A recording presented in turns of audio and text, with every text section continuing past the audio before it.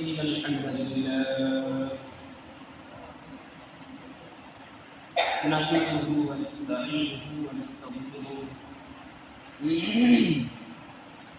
ونعوذ بالله من شرور أنفسنا ومن سيئات أعمالنا من يهد الله فلا مضل له ومن يضلل فلا هادي له ونشهد أن لا إله إلا الله وحده لا شريك له ونشهد أن سيدنا وسندنا وحبيبنا وطبيبنا وقلوبنا وأولانا ومولانا محمدا عبده ورسوله أما بعد فأعوذ بالله من الشيطان الرجيم بسم الله الرحمن الرحيم والذين يكنزون الذهب والفضة ولا ينفقونها في سبيل الله فبشرهم بعذاب أليم وقال رسول الله صلى الله عليه وسلم من حافظ عليها نورا ورحمة وباركة يوم القيامة أو كما قال عليه الصلاة والسلام آمنت بالله وصدق الله وصدق رسول النبي الكريم ونحن على ذلك لمن الشاهدين والشاكرين والحمد لله رب العالمين الحمد لله মহান রব্বুল আলামিনের শুকরিয়া যে আল্লাহ তাআলা আপনাকে আমাকে নেক হায়াত দান করে রমজান মুবারক দ্বিতীয় জুমাতে মসজিদে জামিতে আসার তৌফিক দান করেছেন এজন্য সকলে সেই মালিকের দরবারে শুকর আদায় করি আলহামদুলিল্লাহ মুহতারাম হাজিরিন আমাদের থেকে রহমতের সেই 10টা দিন চলে গেছে মাগফিরাতের প্রথম জুমা আছে এবং এই মাগফিরাতের শেষের দিন আরেকটা জুমা আছে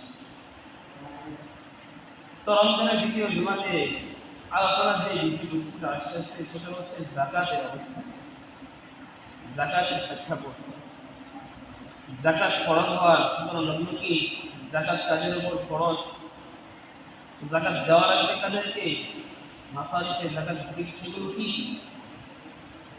ইনশাআল্লাহ ইয়ার উপর আয়াতে কারিমা তেলাওয়াত হয়েছে হাদিস তেলাওয়াত হয়েছে ইনশাআল্লাহ তার উপর আলোচনা তো মুহতারাম হাজিরিন ইসলামের রূপন বা ভিত্তি হচ্ছে 5টি তার মধ্যে কিছু রূপন আছে কিছু ফরজ আছে সেগুলো হচ্ছে বদনী আবার কিছু ফরজ আছে সেগুলো হচ্ছে মালি বদনী ফরজ কোনগুলো নামাজ পড়ি রোজা করি এগুলো হচ্ছে বদনী ফরজ যেগুলো শরীর দ্বারা করা আর মালি ফরজ কোনগুলো যেগুলো আর্থিক ওয়াসাত যদি হয়ে যায় তো সেখান থেকে মাল খরচ করে যে ফরজ আদায় করা হয় সেটা হচ্ছে ফরজে মাল তো যাকাতের অবস্থানটা ইসলামের মধ্যে কোন জায়গায় তৃতীয় বলা হয় আবার কোন হাদিসে দ্বিতীয় বলা হয় কালামুল্লাহর মধ্যে যে আয়াত আসছে সেই আয়াত দ্বারা বোঝা যায় যাকাতের ফরজ 2 নম্বর আছে আল্লাহ তাআলা বলেন আপনি সালাত ওয়া আতাউজ যাকাত নামাজ পড়ো যাকাত দাও কিন্তু হাদিসের মধ্যে বোঝা যায় আল্লাহর নবী বলেন আল্লাহ তাআলা বলেন হে ঈমানদার তোমাদের সর্বপ্রথম কাজ হচ্ছে নামাজ মুমিন যদি হয়ে থাকো নামাজের পর রোজা করবা তারপর যাকাত দিবা তো যাই হোক, এখান থেকে বুঝতে কথা যেটা আমরা পাই সেটা হচ্ছে যাকাত ফরজ, এটা সর্বসর্বোচ্চ সিদ্ধান্ত। আমরা সবাই এটাও মেনেও দিয়েছি, কারণ হয়তো অনেকে যাকাত দেই না, কিন্তু তারপরেও মানি যে যাকাত ফরজ। কারণ কেন? এটা এমন একটা ফরজ, কোনো ব্যক্তি যদি যাকাত যদি না দেয় তো সে ব্যক্তি কাফের হবে না। যদি কোনো ব্যক্তি ইসলামের ফরজকে অস্বীকার করে তো সে ব্যক্তি কাফের হবে। ফরজ কাজ তাদের করবে না তো সে গুনাহগার হবে, ফাসিক বলবে, কিন্তু কাফের হবে না। কিন্তু সে যখন কোনো একটা ফরজকে যখন মাইরাজকে অস্বীকার করবে যে আল্লাহ তাআলা যাকাত এটা আবার কি বিধান রাখছে, কষ্ট করে টাকা পয়সা উপার্জন করছি আমি, এখান থেকে মাল খরচ আমার মন চাইলে করবো, না মন চাইলে না করবো, এটা আল্লাহর ফরজ করার কি, এমন অবস্থান যদি নিজের মধ্যে তৈরি করে ফেলি তো এখান থেকে বের হয় আমি যাকাতকে অস্বীকার করি আর আমি সঙ্গে সঙ্গে কাফের হই। এজন্য তারা ভাগিন যাকাতকে অস্বীকার করার মতো সিদ্ধান্ত হিম্মত কোনো মুসলমানের হতে পারে না। যাকাত ওই সমস্ত ব্যক্তিবর্গ অস্বীকার করে যারা ইসলামকে ছোট করতে চায় অথবা ইসলামকে বিদ্বেষ পোষণ করে। পূর্বের জামানায় আল্লাহ তাআলার বান্দা অনেক ছিল যাদেরকে আল্লাহ মাল দান করছে। ফেরাউন ছিল, হামান ছিল, কারূন ছিল, নমরুদ ছিল, অনেক মাল দান করছে আল্লাহ তাআলা। কারূন ওকে সকলে জানি মুসা আলাইহিস সালামের দুয়ার বরকতে মাল পাইল। মুসা বললেন আল্লাহ যাকাতের ফরজ বিধান করছে, যাকাত দাও। কারণ বলে হে মুসা, সূরা শুআরার মধ্যে আসে, তো দেখো এই যে মাল সম্পদ তুমি আমার কাছে যাকাত চাও, এই যাকাত মাল সম্পদ এগুলো আমার শক্তির গোলামি, এগুলো অর্জন করছে।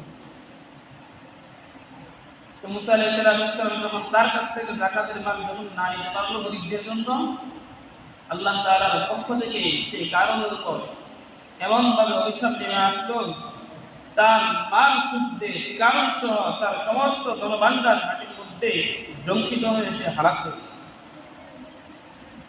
কেন হয়েছে?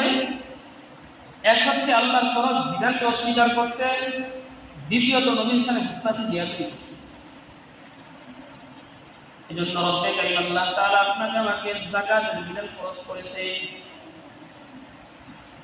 আল্লাহ নবী সাল্লাল্লাহু আলাইহি ওয়াসাল্লাম হাদিসে ফরমান মান হাফাযা আলাইহা আই হাফাযাস সালাত আই হাফাযাস যাকাত, যে ব্যক্তি যাকাত এবং নামাজকে হেফাজত করবে লাহু নূরা ওয়া বুরহানা। আল্লাহ নবী বলেন এই যাকাত এবং এই নামাজ সে ব্যক্তির জন্য নূর হবে, এই যাকাত এই নামাজ সেই ব্যক্তির জন্য আলোকিত হয়ে যাবে। আল্লাহ নবী বলেন ওয়া নাজাতা, এবং এই যাকাত এই নামাজ তার জন্য জাহান্নাম থেকে মুক্তির কারণ হবে। আল্লাহ নবী অন্যত্র বলেন যদি কোনো ব্যক্তি যদি যাকাতকে অস্বীকার করে, আল্লাহ নবী বলেন আল্লাহ তাআলা সেই ব্যক্তির মালের মুস্তাক নিয়মতাবেক্ষী আল্লাহ তাআলা তার মালকে নিক্ষেপ করে না, বরং আল্লাহ তাআলা সেই যাকাত না দেওয়ার কারণে আল্লাহ তাআলা তার হাসরটাকে সেই হামানের সঙ্গে করবে এবং ফেরাউনের সঙ্গে করবে এবং কারূনের সঙ্গে করবে। এটা আমার কথা না, কোরআন শরীফের হাদিসের মধ্যে আসছে। আল্লাহ বলেন, তো বোঝা গেল কি হাদিস দ্বারা মুমিন জাতি যারা আছে আমরা আমাদের জন্য যাকাতের বিধান ফরজ। তো যাকাত যদি দেই, প্রশ্ন হতে পারে যাকাত দিলে তো মাল সম্পদ কমে যায়। আসলে তো লক্ষ টাকা যদি থাকে 5,000 10,000 টাকা দিলে কমে না? আসলে সামগ্রিকভাবে দেখা যায় কমে যেতেছে, কিন্তু আল্লাহ তাআলার হিসাব কি? আল্লাহ বলেন তোমাদের দৃষ্টিতে যেটা কমে আমার দৃষ্টিতে সেটা বাড়ে, আর তোমাদের দৃষ্টিতে যেটা বাড়ে আর সেটা আমার দৃষ্টিতে কমে। উদাহরণ, যাকাত দিলে মাল বাড়ে, সুদ খাইলে মাল কমে। অনেক সুদ খায়, সুদ খাইতে যাইতে টাকার পাহাড় করে ফেলছে, তো দেখা গেছে তার মতো সমাজের মধ্যে অশান্তি আর দুনিয়াতে আর কেউ। কিন্তু কোটি কোটি টাকার মালিক, তো সে ব্যক্তি মুত্তাকি, যতটুকু পরিমাণ যাকাত আসে তার সামর্থ্য যতটুকু গুলা, তো সে গুনে গুনে যাকাত বের করে আল্লাহর রাহে খরচ করে দেয় গরিবদের জন্য। আল্লাহ তাআলা বলেন, কোন ব্যক্তি যদি এমন অবস্থা তৈরি করে, আল্লাহ তাআলা সেই ব্যক্তির মালের মধ্যে বরকত নসিব করেন। কারণ আল্লাহ তাআলা বরকত যদি না দেন, তো সেই মাল যত কামাই করুক না কেন, সেই মাল সেটা থাকে না, শেষ হয়ে যায়, নিঃশেষ হয়ে যায়। আল্লাহর নবীও সেই কথাটাই বলেন যে মুমিন ব্যক্তি যারা আছো, তোমাদের মালের মধ্যে যদি বরকত হাসিল করতে চাও, ওয়াল্লাযীনা ইয়াকনিজুনা আয-যাহাব ওয়াল ফিদ্দা, আল্লাহ তাআলা সূরা তাওবার মধ্যে ফরমান, ওয়াল্লাযীনা ইয়াকনিজুনা আয-যাহাব ওয়াল ফিদ্দা, তোমাদের মধ্যে যারা মাল সম্পদ, ধন সম্পদ জমা করো, সোনার উপর জমা করো, ওয়ালা ইউনফিকুনাহা ফি সাবিলিল্লাহ, জমা করছো কিন্তু আল্লাহর রাহে খরচ করো না। জমা করছো কিন্তু বছর পার হয়েছে, যাকাত তোমার উপর খরচ হয়েছে, তো সেই যাকাত বের করে তুমি আল্লাহর রাহে খরচ করো না।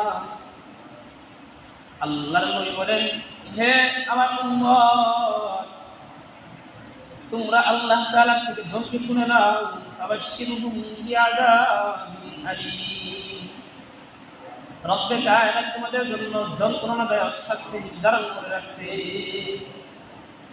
কেমন যন্ত্রণাদায়ক? তারপরে আয়াত আল্লাহ তাআলা বলেন, ইয়াউমা ইউহমা আলাইহা ফি নারি জাহান্নাম ফাতুকওয়া বিহা জিবাহুহুম ওয়া জুনুবুহুম ওয়া যুহুরুহুম। আল্লাহ নবী বলেন, যারা মাল, ধন, সম্পদ সব কিছু কামাই করে একটা টাকার পাহাড় করছো, সোনার উপর বিবিকে দিয়ে, মেয়েকে দিয়ে পাহাড় জমাইছ, তো যাদের এরকম ভাবে নেশার পরিমাণ মালের মালিক হয়েছ, অথচ তোমরা যাকাত দান করতেছ না, আমি রব্বে কারীম তোমাদের জন্য শাস্তির ঘোষণা তোমাদেরকে দুনিয়াতে জানাই দেই। সেটা হচ্ছে তোমার এই যাহাব এবং ফিদ্দা, সোনা রূপা, আখিরাতের ময়দানে, হাসরের ময়দানে আল্লাহ তাআলা এগুলোকে আল্লাহ তাআলা আগুনের ফুলকি বানাবে, তোমার জহরের মধ্যে দাগ দিবে এবং তোমার মুখের মধ্যে দাগ দিবে। জহর কি? কীট। এই কীটের মধ্যে আল্লাহ তাআলা সেই সোনা দিয়ে দাগ দিবে। কেমন দাগ? বাস পাখির যে ডানাগুলো আছে না, বাস পাখির ডানাগুলো যেরকম ভাবে দাগ দাগ হয়ে যায়, এরকম ভাবে আল্লাহ তাআলা সোনা এবং রূপাকে এমন ভাবে আল্লাহ তাআলা দাগের ফুলকির মতো বানাবে, যেগুলো দাগ দিয়ে সমস্ত মাংসগুলো ঘষে ঘষে পড়বে এবং রক্ত নির্গিত হবে। এই শাস্তিগুলো আল্লাহ তাআলা উম্মতকে জানাই দেন। কেন জানান? যারা উম্মত তাম্বিহ হয়ে যায়, সতর্ক হয়ে যায়। এজন্য আল্লাহ তাআলার ফরজ বিধানকে অস্বীকার করার কোনো কারণ নাই। তো যদি সেই সমস্ত আযাব থেকে রক্ষা করতে চাই, নিজেকে যদি ওই সমস্ত শাস্তি থেকে বাঁচাতে চাই, তো আমাকে যাকাতকে অস্বীকার করা কখনো চলবে না। ওয়াকিয়ার ঘটনা আসছে, আল্লাহ নবী সাল্লাল্লাহু আলাইহি ওয়াসাল্লামের সাহাবী, ধন সম্পদওয়ালা সাহাবী, আল্লাহ নবীর কাছে এসে বলে, ওগো সরকার, আমার তো মাল নাই, ধন সম্পদ নাই, আপনি আমার জন্য আল্লাহ তাআলার নিকট দোয়া করেন। সাহাবীর নাম সাহাবাতা। আল্লাহ নবী বলেন, ওগো সরকার, আপনার দোয়া যদি আল্লাহ তাআলার কাছে যায়, আল্লাহ তাআলা আপনার দোয়া কবুল করবে, আল্লাহ তাআলা হয়তো আমাকে মাল ভরা বানিয়ে দিবেন। যখন আল্লাহ নবী সেই সাহাবীর জন্য দোয়া করে, সাহাবীকে জিজ্ঞেস করে, তুমি ধন দিয়ে কি করবা, সম্পদ দিয়ে কি করবা? সাহাবী বলল, ওগো সরকার, মদিনার বুকে এমন এমন গরীব সাহাবী আছে, যাদের কষ্ট থেকে আমার দিল খুব কন্দন করে, আমার দিলে খুব ব্যথা হয়, কষ্ট হয়। আল্লাহ নবী সাহাবী বলেন, যদি আল্লাহ তাআলা আমাকে মাল দেয়, তো আমি এই মাল দিয়ে ওই সমস্ত গরীবদের দুঃখকে মোচন করে দিব। আল্লাহ নবী সাহাবী যখন এই কথা বললেন, আল্লাহ নবী বলেন, যাও যাও যাও, চলে যাও, আমি রব্বে কারীমের কাছে তোমার জন্য দোয়া করব। আল্লাহ তাআলার নিকট দোয়া করার পর আল্লাহ তাআলা আল্লাহ নবীর দোয়া ফিরাই দেয় না। কারণ কেন? আল্লাহ নবীকে আল্লাহ তাআলা তো দিতেই চায়, আল্লাহ নবী দেয় না। আল্লাহ নবীকে অফার দিয়ে বলে, গিফট করে আল্লাহ তাআলা বলেন, ও সরকার, আপনি যদি বলেন, আপনি যদি চান আমি রব্বে কারীম এই মদিনার অরূপকে আমি স্বর্ণ বানাই দিব, পাহাড়গুলো আমি রূপ বানাই দিব। আল্লাহ নবী বলেন, ও রব্বে কারীম আমি এগুলো চাই না, ইন্নাহু আবদুহু শাকুরা। ও আল্লাহ, একদিন খাবো, একদিন কষ্ট করব, খাইলে শুকর আদায় করব, না খাইলে ধৈর্য ধরে আমরা তোমার কাছে দোয়া করব, আমি এটা চাই। আল্লাহ নবী সাহাবী নিজের জন্য কিছু চাই না, সাহাবী যেহেতু আবদার করছে এই জন্য আল্লাহ তাআলা নিকট দোয়া করে, আল্লাহ নিকট দোয়া করে বলে, আল্লাহ তুমি আমার সাহাবীকে ধনী বানাই দাও, সে মেষ চড়ায়, তার ছাগল আছে, বকরি আছে, তুমি তার পালের মধ্যে বরকত নসিব করো। আল্লাহর কি কারিশমা, সাহাবী এমন বরকত হলো, তার খামার ছিল, তার খামার মদিনা শহরের পাশেই ছিল, মদিনার সঙ্গে লাগোয়া খামার ছিল। এমন ভাবে বরকত হাসিল হলো, তার খামারে ছাগল ধরে না, বকরি ধরে না।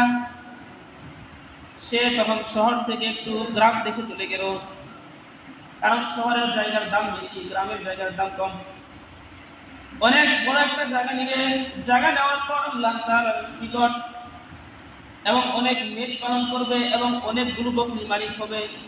অনেক মাল হওয়ার কারণে সে আল্লাহর নবীর সাহাবী যারা আছে দরিদ্র তাদেরকে দান করবে। প্রথম তো সেই নিয়ত দিয়ে শুরু করছে। আল্লাহ নবী সাল্লাল্লাহু আলাইহি সাল্লামের নিকট যখন আল্লাহ তাআলা যাকাতের বিধান ফরজ করলো,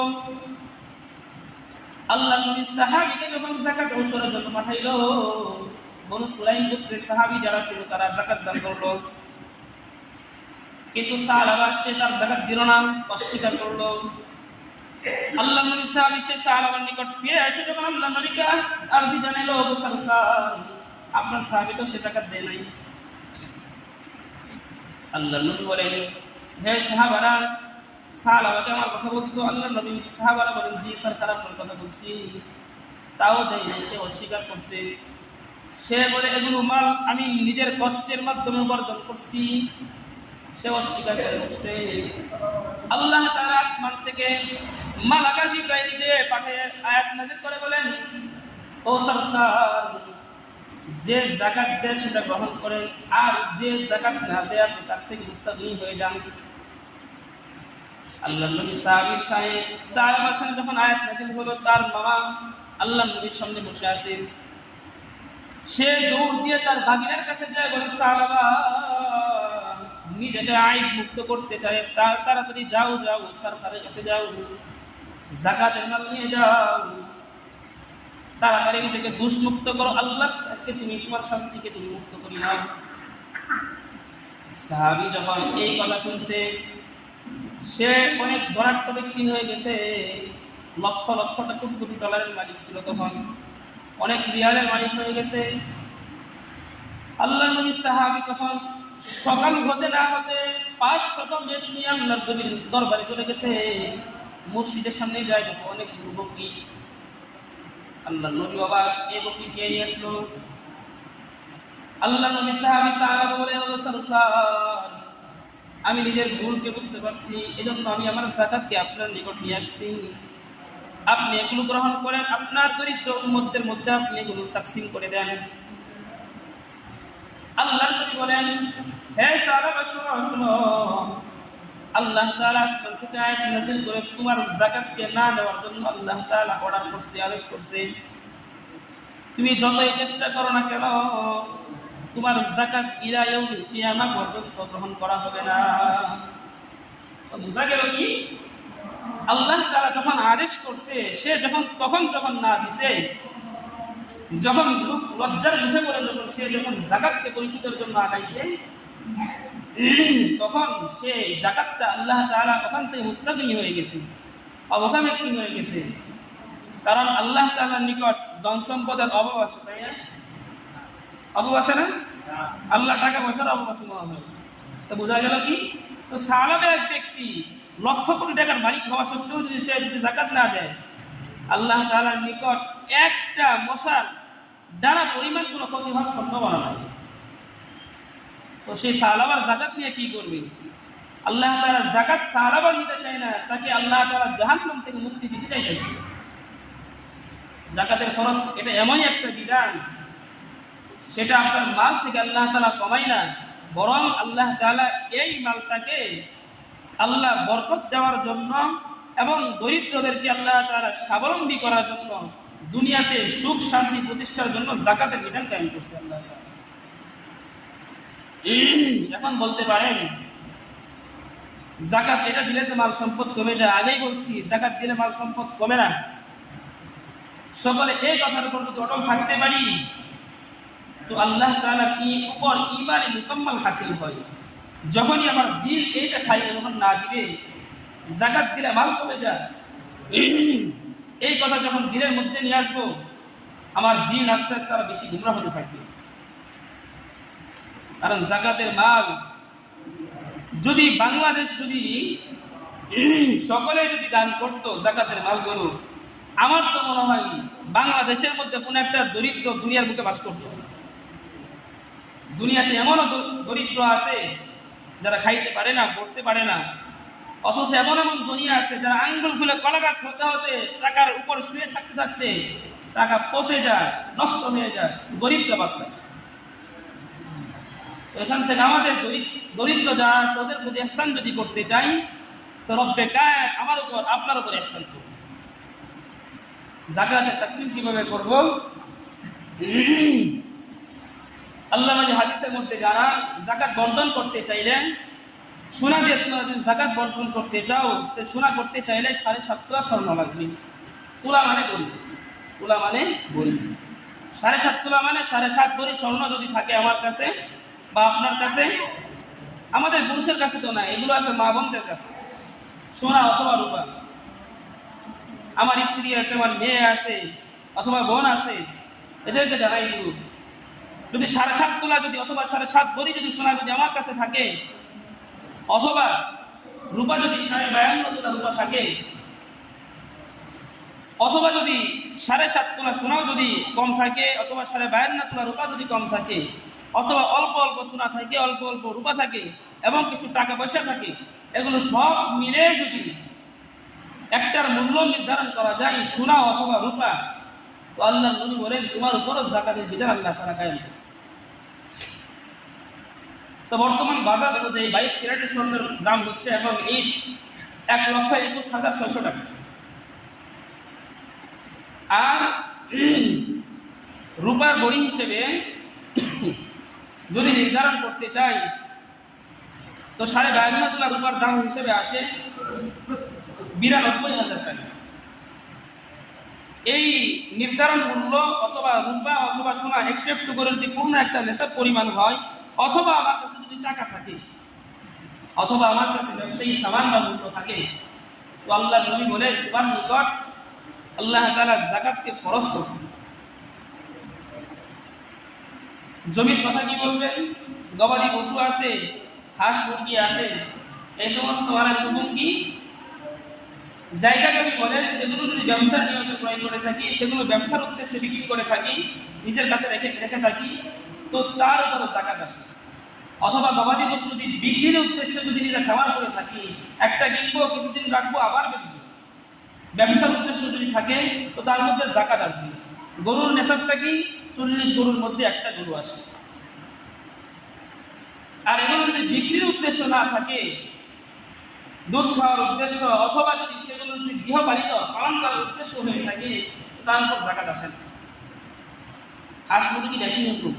এগুলো যদি নেশার পরিমাণ চলে যায়, সেগুলো ব্যবসার উদ্দেশ্য থাকে, তো যাকাতের বিধান কায়েম হয়ে যায়। তো এখান থেকে বুঝলাম কি আমাদের জন্য যাকাত একটা ফরজ বিধান, আর এই যাকাতকে অস্বীকার করার কোনো পায়তারা করার কোনো সুযোগ নেই। আগেই বলছি যাকাত যদি না দেয় তবে ফাসিক হবো, গুনাহগার হবো। যাকাতকে অস্বীকার করলে কাফের হয়ে যায়। এখন নিজেরাই জরিপ করে দেখেন, আমার প্রতি 7.5 তোলা স্বর্ণের দাম, 7.5 তোলা মানে 7.5 ভরি, 1,21,600 টাকা করে 6.5 লাখ টাকা, 6.5 ভরি গুণ দেই কত আসে? অথবা 52 ভরি রূপারে বাজার দর মূল্য হিসেবে যদি বাজারে যে হিসাব করে যদি গুণ দেই কত আসে, সেই পরিমাণ মাল অথবা টাকা যদি আমার কাছে থাকে, তো আমার জাকাত ফরজ হয়ে আছে। অনেকে জাকাতের নেশাবের হকদার হয়ে আছে, তাও জাকাত করিবে। তো এই শাস্তিগুলো আল্লাহ তাআলা আমার আপনার জন্য দান করছে। দিনের মধ্যে এই চিন্তা যদি আসে, জাকাত দিলে তো মাল কমে যাব, জাকাত দিলে তো ধন সম্পদ অর্ধেকের মধ্যে কিছু চলে গেল, এগুলো তো কামাই করতে পারবো। আল্লাহর নবী বলেন, জাকাত তোমার থেকে যদি অল্প যদি চলে যায়, আল্লাহ তাআলা তোমার পুরোটা নিতে চায় না, 40/1 নিতে চায়, শতকরা 2.5 টাকা নিতে চায় তোমার কাছ থেকে।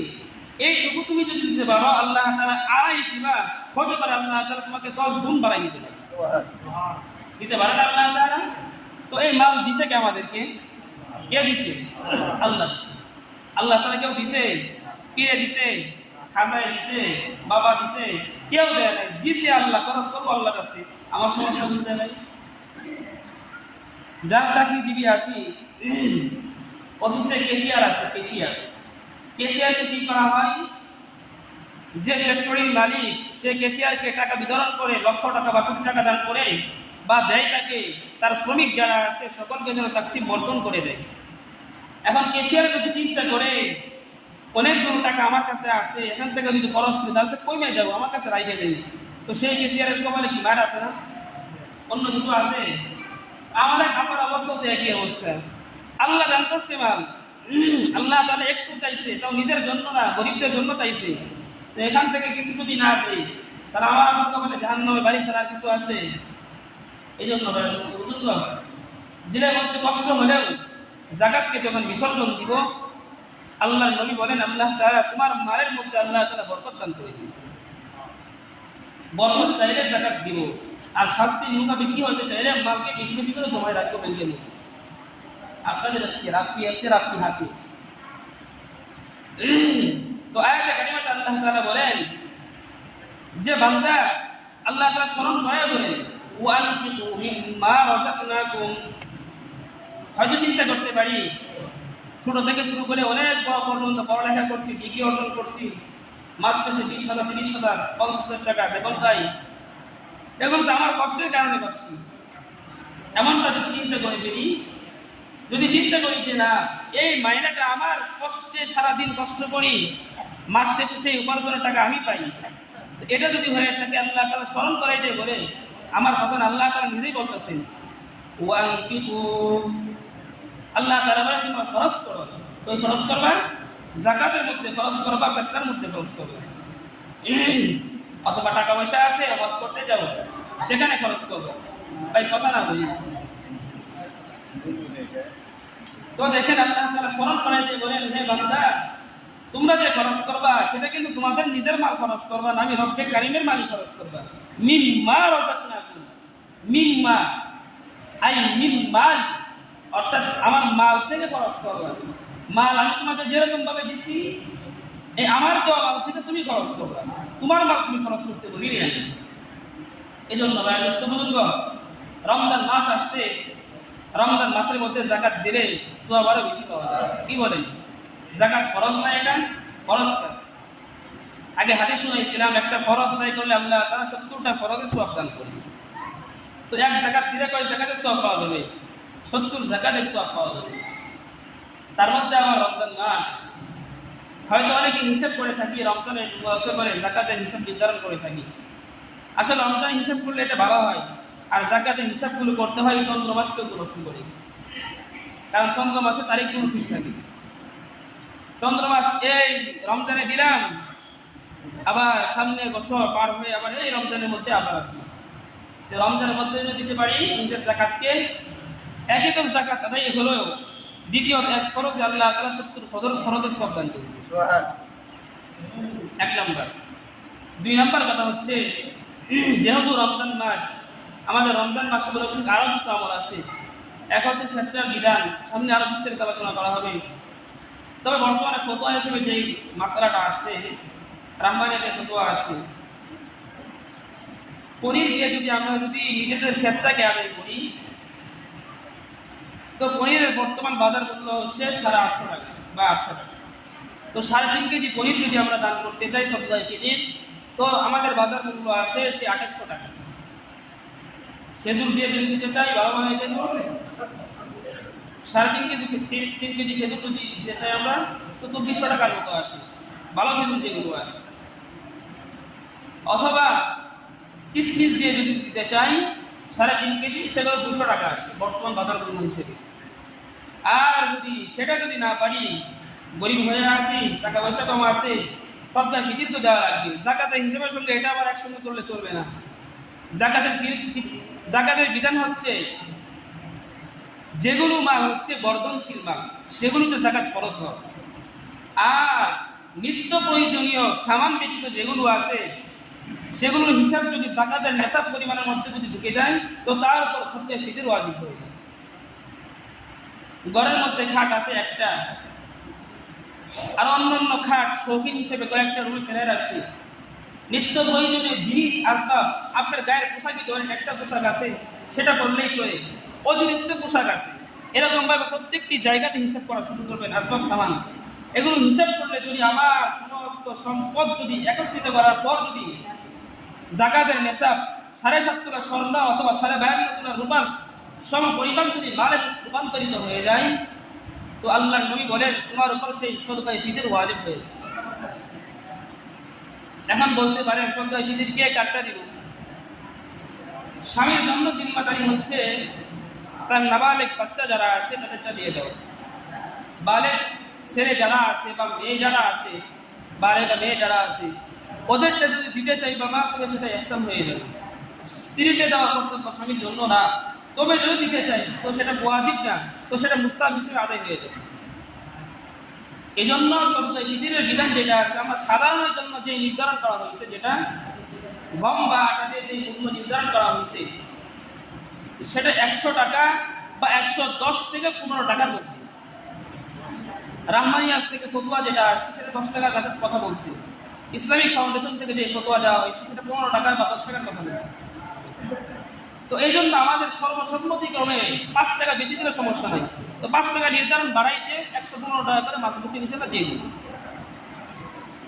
তো যাকাতের কথা বলা হলো, ফিতরের কথা বলা হলো, যেহেতু মাগফিরাতের হালাত চলতেছে, রহমত তো বিদায় নিয়ে চলে গেছে, মাগফিরাত যেহেতু চলতেছে, তো মাগফিরাতের জন্য একটা হাদিস শুনাই। আল্লাহর নবী বলেন রমজানের মাগফিরাত যখন যখন এসে যায়, তোমাদের জন্য 3টা কাজ করণীয়। কয়টা কাজ ভাই? এই মেম্বারের মধ্যে আল্লাহর নবী, এই মেম্বার না, আল্লাহর নবীর মেম্বারের মধ্যে এরকম তাসবিহ দিয়ে বলা হচ্ছে।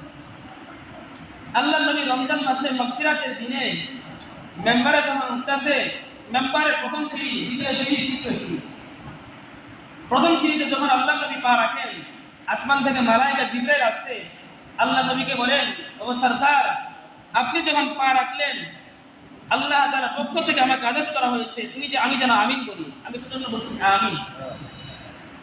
দ্বিতীয় সিঁড়িতে যখন পা রাখছেন, আল্লাহর নবী তখন আমিন বলছে। তৃতীয় সিঁড়িতে যখন পা রাখছে, আল্লাহর নবী তখন আমিন বলছে। বয়ান শেষ, খুতবা শেষ, সাহাবা সামনে বসে আল্লাহর নবীকে জিজ্ঞাসা করে ও সরকার, অন্য হালাত যখন হয়েছে, রমজান হয়েছে বা শুক্রবার আসছে, অন্য সময়টা আপনি এমন একটা অবস্থান করেন নাই, আপনি এখন কেন করবেন? আল্লাহর নবী বলেন সাহাবারা শোনো, মাগফিরাতের দিন যখন চলে আসছে, আল্লাহ তাআলা ফেরেশতা মালায়েকা আমার কাছে জিবরাইলকে পাঠায়। আল্লাহ তাআলা বলেন হে সরকার, আল্লাহ তাআলা যে ব্যক্তিকে রমাদানুল মুবারক, রমজান মাস দান করলো, অথচ সে রমজান পেয়ে তার গুনাহকে মাফ করাইতে পারলো না, আল্লাহ তাআলা সেই ব্যক্তিকে যেন হালাক করে দেয়, আপনি বলেন আমিন। আল্লাহ নবী সেজন্য বললো আমিন।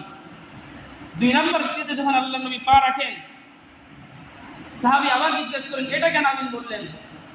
আল্লাহ নবী বলেন জিবরাইল এসে আমাকে বলেন আল্লাহ নবী, আপনার কথা স্মরণ হয়, আপনার নাম উচ্চারণ হয়, তারপরেও আপনার হতভাগা উম্মতরা আপনার নামে দরুদ করে না, আল্লাহ তাআলা তাকে ধ্বংস করে দেয়, আপনি বলেন আমিন। তৃতীয় সিঁড়িতে যখন আল্লাহ নবী পা রাখে, আল্লাহ নবী বলেন যখন কোনো ব্যক্তি মা থাকে অথবা বাবা থাকে, অথবা মা অথবা বাবা থাকে, যে কেউ থাক না কেন, তারা তাদেরকে হায়াতে পাইছে, তাদের খেদমত করে তারা জান্নাতকে কামাইতে পারলো না, সেই সমস্ত সন্তান যেন হারাপ হয়ে যায়। আল্লাহ নবী বলেন আমিন। এই তিনটা বাক্য বলার পর আল্লাহ নবী সেই জিবরাইলের কথার বাক্যে আমি বলছি। এই জন্য ভাই দোস্ত বুজুর্গ, এই মাগফিরাত থেকে আমরা শিক্ষা গ্রহণ করি। এই মাগফিরাতের 10 দিন আমাদেরকে এই শিক্ষাটা দেয়। 1 নম্বর শিক্ষা দেয়, রমজান মাস পাইছি, নিজের গুনাহকে মাফ করাবো। গুনার পিছনে যা করছি সব তওবা করবো, সামনে গুনাহ না করার ইচ্ছা পোষণ করবো, দৃঢ় প্রতিজ্ঞা করবো, অন্যের হক লুণ্ঠন করে থাকলে তার হককে আদায় করে দেব।